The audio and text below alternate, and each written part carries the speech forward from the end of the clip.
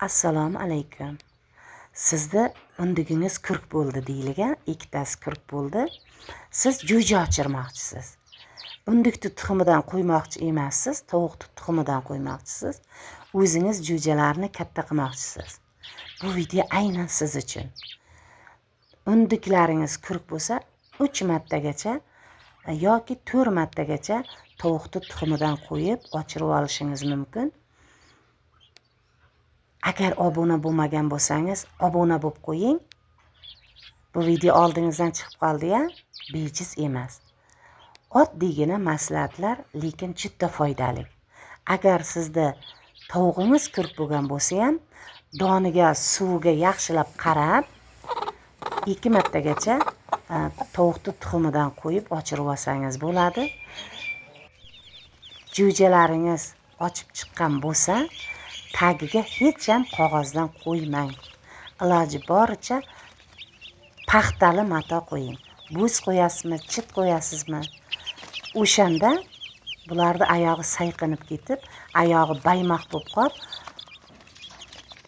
o'smay qoladi. Jo'jalarga yetib ololmaydi. O'shanisiga e'tiborli bo'ling. Mana shu tagiga qo'ygan matolaringizni har kun almashtiring. Jo'jalarda ko'p kasalliklari mana shu axlatlaridan bo'ladi. Oyoqlari nam bo'lib ketadi tagidagi axlatlardan va jo'jalar kasallanadi. Iloji boricha ko'k piyoz, petrishka, har xil bedalarni kesib bersangiz maydaligida ular yeydi va immunitet kuchayadi. Tuxum qaynatib berayotgan bo'lsangiz, iloji boricha xonaki tuxumlarni qaynatib bering. Jo'jalar uchun juda foydali. Qaynatib berganda archib bermang. Tuxumni po'chog'ini ham ezib yuboring. Ularni ham yesin, o'sishiga juda ham katta foydasi bor. Yaxshi katta bu o'sadi. Tuxumni po'chog'ida kalsiy bor. Yana e'tibor berayotgan narsangiz, jo'jalaringizni oyog'i baymoq bo'lib qolmasligi uchun agar baymoq bo'lib qolsa ham siz skochda o'rab qo'ying. Oyog'i bir xil o'sadi, qattiq bo'lib. Oqshomlikka iloji bo'lsa suvit o'rnatib qo'ying. Bir joyda uyilib qolmasin. Tagida qolib ketgan jo'ja havo yetishmay ko'pincha nobud bo'ladi. Jo'jalaringizni tashqariga chiqarmoqchisiz. Kun iligan payti chiqaring. Jo'jalarni oyoqchasi yaxlab qolmasin. Parrandalar issiq sevar bo'ladi. Oyoqchasi yaxlab qolsa, juda ko'p kasalliklar keltirib chiqaradi.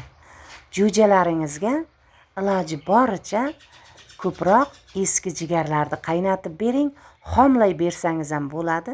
Mana bunday qo'yirib kun isigan paytida. Bularning immuniteti kuchayadi va issiqqa mazza qilib yayrab yuradi. Faqat o'sha paytida ola hakkalarga e'tiborli bo'lasiz. Mushuklarga ham. Jo'jalar bemalol yuradi, ola hakkalar olib ketib qoladi. Bular yashirinishni bilmaydi hali. O'zini himoya qila olmaydi. Agar ilojini qila olsangiz, qurt topib bering, qurt. Bir xil paytlarda, kun isigan paytlarda kalla pochalar ko'pincha qurtlab ketadi, o'shani qurtidan bersangiz bo'ladi. Tovuqlarni, jo'jalarni sevib katta qilmoqchi bo'lsangiz, kanalimizga obuna bo'lib qo'ying. TikTok, Facebook, Instagram videolarni to'liq holatda esa YouTube kanalida kuzatib borishingiz mumkin. Albatta like bosib, obuna ham bo'lib qo'ying.